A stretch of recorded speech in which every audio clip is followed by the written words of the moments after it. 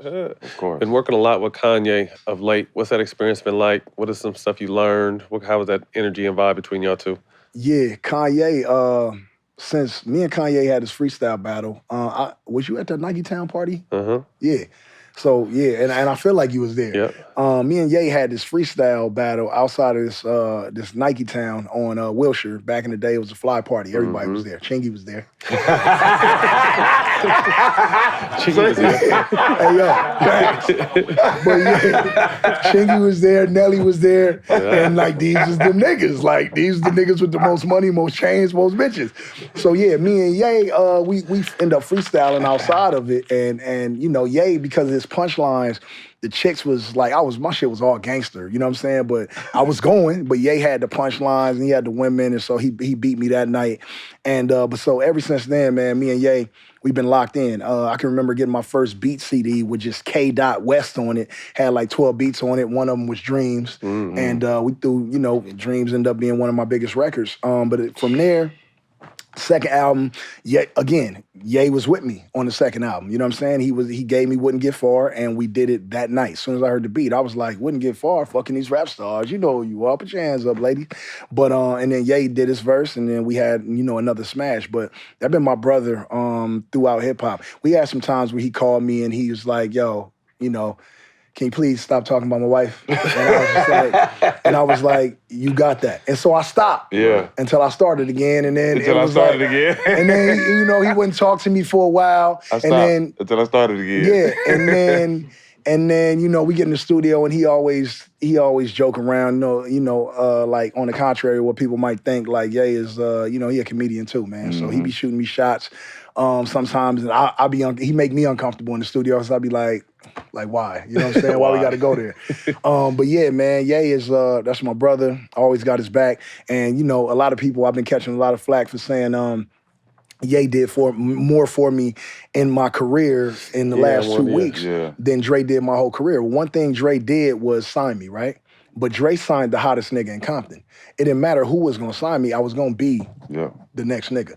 So as far as Dre and Jimmy Iovine signing me to Aftermath and Interscope, they also did themselves a favor because they had picked up where Tupac left off in signing me, because I was gonna be the next nigga. So it's like, as much as Dre did for me in signing me, I did for him in bridging the gap for the West Coast. 'Cause, I mean, you had 50 and M, but you didn't have nothing on the West Coast. You know what I'm saying? Meant a lot Snoop to get was someone from the West independent and went Coast, through No Limit and you know all that. So it's like, as much as Dre did for me, I did for him. And he'll tell you that if we being honest. And so when I say that Ye did for me, you know, more for me in those last 2 weeks than Dre did my whole career, it's like the conversations I had with Ye, the billionaire mindset that he put me in, the rooms that I walked in.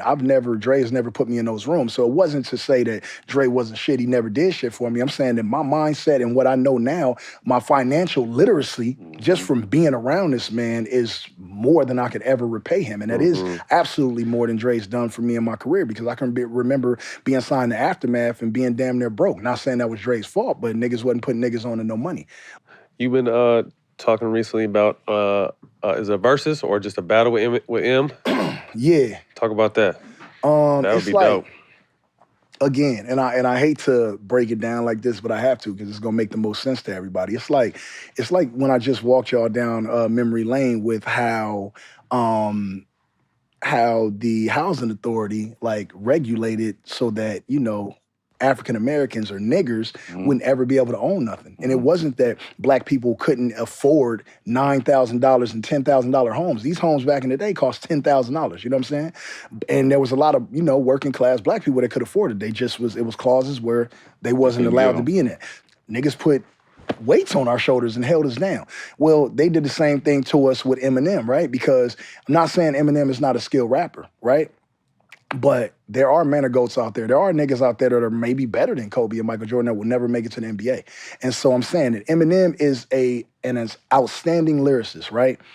Now, you put him with Dr. Dre, who is from NWA, which, you know, Easy helped create with Ice Cube and all them, and now Eminem has a stamp. You put him under a machine, right? Interscope, one of the biggest, and Universal, which is one of the biggest hip-hop conglomerates as far as like when they put money behind something, it's gonna move. So they could damn near take this white guy right here behind the camera and tell him that this is who is next. And with the writers and with everything that Dre has and Interscope has under that building, niggas could make him a superstar. Or you. Could have been a rap superstar coming under Dr. Dre and Interscope. So I'm saying that we were told that Eminem was the greatest. Oh, and by the way, he was white. And that played a huge part in his success, because if you can get white America, you know what I'm saying? Like, you are super solid as far as like album sales are concerned. And then who was he with? He's with Dr. Dre. So then we got niggas too. So then it's that much bigger. Then Interscope puts the money behind it. You put the money behind a fucking a pile of shit, and you put shit on TV every day. It's only gonna be a certain time before people be like, yo, we gotta go smell that shit right there. Gotta go smell it. I'm not. So I'm saying. Facts. So they can literally take a nigga who is just as skilled, don't put nothing behind him, and that nigga will never see the light of day on the label. Does that mean that Eminem's better than that guy? No, it just means that he wasn't chosen. So again, stop trying to make it seem like when I see Eminem, I'ma drown this nigga or beat this nigga up. Right. Number one, I'm supposed to think that I'm better than every single rapper, else why would I do this shit at all? Well, this is the only point I made, because I listen to Eminem too, but I tell this to people.